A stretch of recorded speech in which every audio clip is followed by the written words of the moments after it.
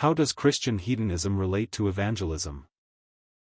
One of the basic premises of Christian hedonism is that the joy which is our Christian duty to pursue does not reach its climax in private communion with God.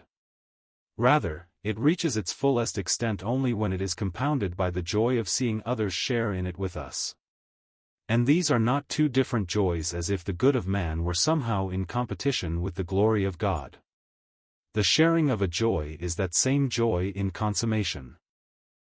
Evangelism is a word used to describe the different ways God uses us, along with His Word and Spirit, to transform unbelievers into people whose great delight in life is to know and trust in Him.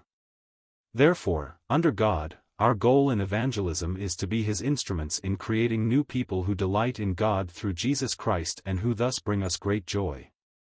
There is no escape. If we, by God's grace, are successful in evangelism, we will be happier. Our joy in God will be increased. Does this imply that we are only out to get notches on our fishing pole that we can boast about without really caring for the other person's good? No. It is that person's infinite and eternal welfare that makes us happy. The only boasting we care for is in the glorious grace of God.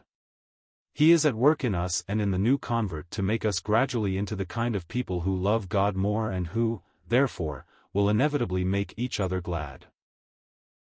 Do we not admire people who have the virtues we value most?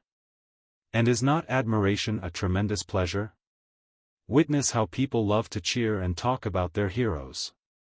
Can you not then feel a desire kindling in your heart for God to use you to create out of unbelievers people who have the virtue you value the most, a joyful trust in God? It is a tragic thing to let so many people go on without admiring God. We could be enjoying their worship of God instead of lamenting the dishonor they do to Him. So evangelism is not necessarily aimed at people we like, it is aimed to create people we like, people we admire for their love of God. Evangelism is done in the hope of creating new people whom it will be a pleasure to be with because they admire most the one we admire most. There is every reason for a Christian hedonist to bear witness to his faith and thus be like the Apostle John in his first letter, who said, "We are writing these things so that our joy may be complete." 1 John 1 verse 4.